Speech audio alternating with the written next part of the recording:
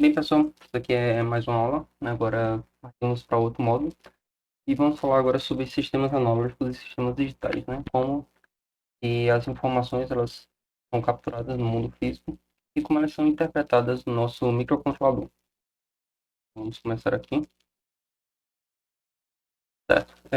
Basicamente, a natureza em si, como vemos aqui, a natureza ela não opera em saltos binários. O que significa? Significa que a natureza ela tem os dados em si de forma analógica, né? O mundo físico os seus valores, suas grandezas, como temperatura, luminosidade e pressão, são inerentemente contínuas ou analógicas, de certa forma. Ou seja, se eu tenho uma temperatura, por exemplo, e nessa temperatura eu preciso analisar o valor dela em instantes atuais. Então, a temperatura ela não pula, ela está em 24 graus, ela não pula para 25 graus, por exemplo. Ela vai variando. De 24, aí 24,05, varia 24,0005 graus, e assim por diante.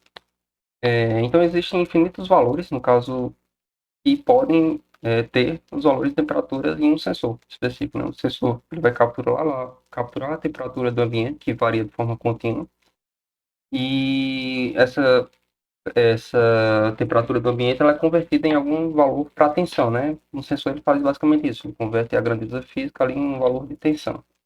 E essa tensão, convertida ali em uma regra de 3, ela vira um valor entre 0 e 5 volts, né? Um sensor que trabalha nessa faixa de tensão. Então, por exemplo, digamos que a escala seja de 0 volts no valor do sensor, na saída do sensor indique que é uma temperatura de 0 graus. E 5 volts na saída do sensor indique que é uma temperatura de 50 graus do ambiente. Então, se eu ler na saída de um sensor temperatura 2,1456 volts, é basicamente fazer a conta aí de regra de 3 para saber exatamente o valor de temperatura nessa faixa de valores. Então, é assim que o mundo físico funciona, é assim que é a leitura dos sensores, certo? Mas o microcontrolador, ele não consegue guardar, armazenar dados contínuos, né? Porque esses dados contínuos são dados infinitos, né? De valores de variação, de pressão, de temperatura, e enfim, ele não consegue guardar esses valores infinitos. Então, a CPU, ela vive em um mundo estritamente determinístico de zeros e uns. Esses sistemas têm estados finitos e bem definidos. Então, ele tem que converter isso aí de alguma forma para o mundo do microcontrolador. E é aqui que nós vamos utilizar um novo periférico, que é o conversor analógico digital. Nós já vimos alguns periféricos do microcontrolador, nós já vimos sobre timers, já vimos também sobre a CPU em si, como é que ela funciona, o acesso às memórias, memória RAM, memória flash. E aqui temos mais um periférico do nosso microcontrolador, que é o ADC, ou conversor analógico digital.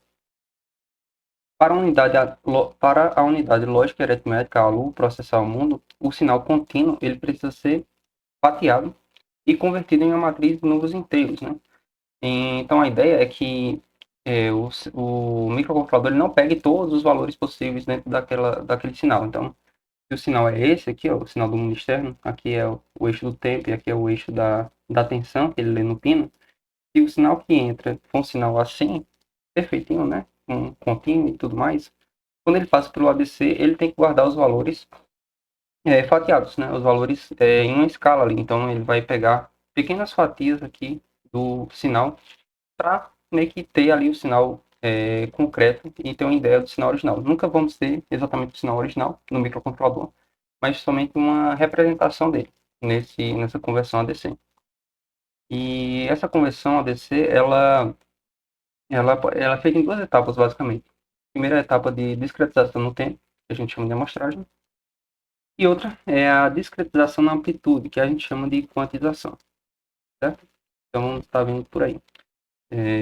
Repetindo aqui mais uma vez, esses valores eles são fatiados e convertidos em uma matriz de números inteiros. Então, para eu representar esse sinal aqui, eu teria que converter ele em valores discretos, 1, 2, 3, 4, 5, e pulam em escala, certo? Não tem um degrau acima do outro, não tem um valor entre um degrau e outro. Então, eu tenho esse problema, digamos assim, em questão a conversão analógica digital. mas é algo necessário para que microcontroladores eles entendam o mundo e guardem os valores respectivos. Então, eu disse que essa conversão ela funciona através da amostragem e da quantização. Bem, a amostragem ela é definida aqui e nós podemos dizer que ela é basicamente um processo de capturar o valor de tensão de um sinal analógico em instantes de tempos rigorosamente espaçados. Então, a gente tem um período de amostragem, que é o intervalo de tempo fixo ali entre duas capturas consecutivas. Eu capturo o valor aqui e depois de um tempo eu capturo outro valor do meu sinal. Eu não capturo continuamente o sinal recebido de temperatura, por exemplo. E eu também tenho a frequência de amostragem, né, que é, no caso, o número de amostras capturadas em um único segundo, que é medida em Hz. Então, eu tenho um ADC que captura o sinal a 1 milissegundo, a cada 1 milissegundo, né, ele vai capturando lá o valor, a frequência de amostragem é 1000 Hz, ou 1 kHz. Então, o sinal final, né, depois que a gente fez a amostragem, ele deixa de ser uma linha contínua e passa a ser uma sequência de fotografias isoladas no tempo, dos valores que foram lidos pelo ADC. Então, está aqui a imagem de exemplo que eu estou mostrando para vocês. Aqui eu tenho o meu sinal original, certo? O sinal original, esse em rosa aqui atrás. Ele é contínuo, ele é bonitinho aqui no tempo, parece uma função seno. Mas o microcontrolador ele não lê esse sinal completo, ele lê partes desse sinal. Então, aqui, quando ele passa por aqui, ele está leu esse valor. Depois de um tempo, né? Depois desse tempo TS, ele lê esse outro valor. Depois esse outro valor, esse outro valor, esse outro valor e assim por diante. E assim ele tem uma ideia assim do sinal original a partir disso. A segunda etapa é a etapa de quantização. Então, uma vez que os valores de tempo eles foram definidos ali, né? Os cortes, as fatias, e na quantização o circuito ele compara a amostra que ele capturou com uma tensão de referência. Então, nós temos, por exemplo, um Arduino Nano. O Arduino Nano, a referência dele, ele trabalha com 5 volts. Então, nós temos essa referência de 5 volts para ele comparar. Então, já usando aqui esse gráfico de exemplo, né, aqui temos o eixo do tempo, e aqui temos o valor entre 0 de volts de tensão até 5 volts, sendo no caso do Arduino. E então, os valores que são lidos do meu sensor aqui, são esses pontos aqui, e esses pontos aqui eles são convertidos em valores inteiros referentes meu valor de tensão. Então, por exemplo, esse primeiro ponto aqui, digamos, né, que aqui é 0 volts e aqui é 5 volts, como bem falei. Esse ponto aqui ele representaria cerca de 3,3 volts por aí. Já esse valor aqui, por exemplo, ele representaria 4,7 volts. E assim por diante. É sempre feito uma escala para ele realmente comparar com a tensão de referência, que é de 5 volts, para ele saber exatamente qual o valor de tensão lido ali naquele pino e fazer a conversão apropriada para um valor inteiro. Esse valor é arredondado e atribuído ao degrau binário mais próximo possível. Então, se a leitura feita aqui, ela deu um valor 3,3 volts, mas esse 3,3 volts, ele não quando ele é convertido em um número inteiro, ele não é alocado perfeitamente ao meu registrador, ele é convertido para algum número acima ou abaixo disso, né? Uma coisa que eu não mencionei muito bem aqui é que esses valores de tensão eles não são guardados diretamente no meu módulo ADC. Eu tenho um registrador específico. Esse registrador ele guarda o valor binário de algum número referente a um número inteiro. Então, eu vou dar um exemplo no próximo slide, mas isso aí o que vai ditar o quão bom é esse ADC também é a resolução. A resolução define a quantidade total desses degraus. Então, resumindo, após fatiar o tempo, o hardware ele precisa fatiar a tensão elétrica que é referente ao sinal de entrada. O circuito ADC ele compara essa amostra de tensão capturada com a tensão de referência, que no caso do Arduino é 5 volts, e atribui a ela o valor binário mais próximo possível. Então, e a resolução, ela é o número de bits que o registrador do ADC ele possui para armazenar esse valor lido. Ela basicamente define a quantidade de degraus ou estados possíveis do meu sinal. No exemplo do Arduino Nano, a gente tem um módulo ADC lá de 10 bits, ou seja, ele tem um registrador de 10 bits para guardar os valores lidos. Então, ele consegue representar né, 10 bits, 2 elevado a 10, 1024 estados diferentes. Então, ele pode ter 1024 degraus de valores associados àquele valor lá do sinal original, certo? Então, explicando um pouco melhor aqui como é que funciona isso. Basicamente, o que vai ditar se um sinal ele é um sinal convertido do analógico para o digital, se ele está bom, são duas coisas.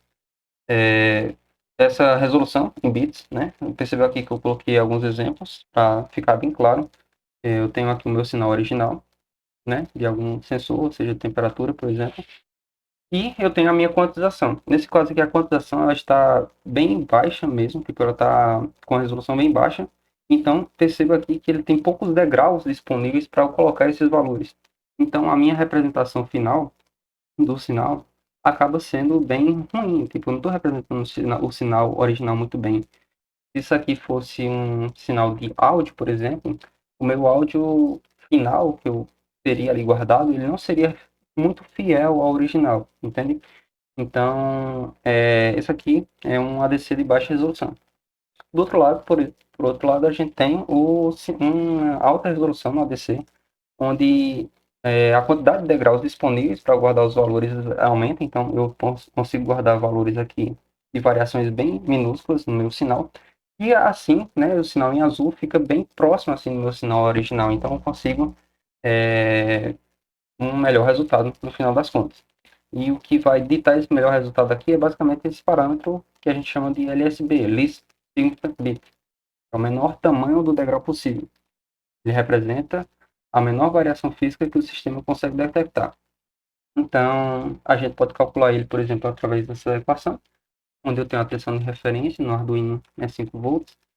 A tensão de referência dividido por 2 elevado a n menos 1, onde n é a resolução de bits do meu ADC.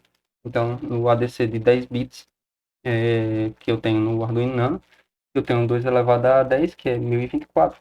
Então, eu tenho aqui o LSB resultante dessa conta. Por exemplo, 1024 estados, um ADC de 10 bits, a 5 volts, o LSB é cerca de 4,88 milivolts, ou seja, se eu tiver sensor e tiver algum sensor que eu estou lendo pelo Arduino Nano e ele varia o seu valor ali do seu resultado do sinal que ele está lendo, alguma grandeza física do mundo físico, e ele varia ali mais que 4,88 milivolts, eu já consigo detectar essa variação através do meu Arduino Nano, mais especificamente pelo ADC do Arduino Nano. Então, é uma resolução bastante boa e agradável para a maioria das aplicações. Mas variações menores que isso não são meio que invisíveis ao ADC do Arduino Nano, porque ele não consegue detectar essa variação e acaba ficando constante, basicamente. Então, para uns sensores de alta sensibilidade, que precisam dessa escala bem minúscula mesmo, quanto maior a resolução de bits do ADC, melhor. Então, no caso, por exemplo, do ESP32, que tem ADC de 12 bits, ou seja, 4.096 estados possíveis, ou seja, 4.096 degraus disponíveis para o mesmo espaço ali de tensão, que vai de 0 a 3,3 volts, no caso do ESP32, a gente tem uma grade muito mais fina para sensores de alta sensibilidade. Bom, eu acredito que vocês já perceberam que, por causa da quantização, né, eu preciso colocar os valores lidos ali exatamente nos espaços dos degraus corretos que eu tenho disponível para armazenamento no meu registrador. Eu sempre vou ter um erro de quantização. Então, o valor que é colocado, né, no registrador do ADC, ele nunca é exatamente o valor que é do sinal real. Então, aqui eu botei um sinal, por trás aqui o sinal real, e aqui, né, nesse espaço de leitura aqui, o valor quantizado, né? Se eu fosse ler realmente o sinal nessa faixa de tempo aqui, o sinal estaria aqui, né, o ponto. Mas eu tenho que quantizar e colocar ele no degrau mais próximo, definido. Então, esse espaço aqui a gente chama de erro de quantização. Então, a ideia é sempre essa, né? Para minimizar esse erro, a gente sempre vai precisar de um hardware com uma maior resolução, né? ADCs de 16 ou 24 bits, por exemplo, estão disponíveis no mercado e são bastante acessíveis para se utilizar. E por fim, a última coisa aqui que é importante para termos um sinal fidedigno ao sinal original é a questão da frequência de amostragem. e a nossa amostragem ela for muito lenta, a amostragem dos dados, os dados críticos eles são perdidos de forma irreversível entre as leituras. Então, eu vou ter aqui um exemplo de sinal. Nesse sinal aqui, eu estou tendo variações muito altas. Aqui é o sinal original, viu? Aqui eu estou tendo variações bem rápidas no meu sinal, né? Está variando rapidamente aqui atrás, uma frequência bastante alta. Mas a minha frequência de amostragem está lenta, então eu estou lendo valores muito espaçados uns dos outros. Estou lendo um valor aqui, depois estou lendo outro valor aqui no ADC, estou lendo outro aqui, outro aqui, outro aqui, e assim por diante. E acontece que o meu sinal recriado no meu controlador ficou esse em vermelho aqui. E é um sinal errado, né? É um sinal que não condiz com o sinal original. Então a gente chama isso aí de efeito aliasing. As amostras capturadas, elas desenham na memória uma onda falsa com a frequência mais baixa que o sinal original. O sinal original físico. O dado, então, ele é corrompido. Esse dado aí não me serve para nada, porque ele não está remontando ao meu sinal original. Eu não consigo buscar o sinal original de novo a partir dele. Então, uma coisa que pode resolver isso é justamente essa regra aqui que eu estou passando nesse slide aqui para vocês, e a regra com base na frequência de amostragem. Para reconstruir o sinal sem perda de informação, a amostragem, fs, deve ser estritamente maior que o dobro da frequência máxima do sinal real.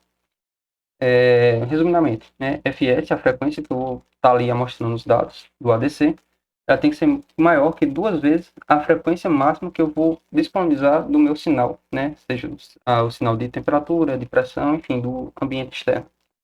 Então, perceba que aqui, para eu reconstruir, capturar o sinal de forma fidedigna, eu teria que ter uma frequência maior do que a frequência aqui de background do meu sinal original.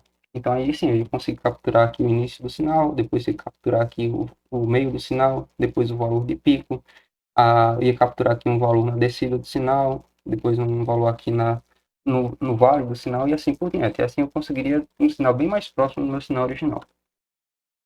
Alguns exemplos que eu coloquei aqui é a voz humana, né? Esse áudio aqui está sendo capturado pelo OBS e a voz humana alcança em média assim, 4 kHz, por exemplo. Então, exige-se que na amostragem, né, no microfone, tem uma frequência de amostragem de no mínimo 8 kHz, né? 8.000 Hz, para eu conseguir guardar esses dados de forma fidedigna que representa o sinal original. E já para fazer a temperatura, para capturar a temperatura do ar, a temperatura do ar varia somente em milihertz. Então, uma leitura de 1 Hz, né, de uma frequência de amostragem de 1 Hz, atende muito bem essa margem definida através dessa equação.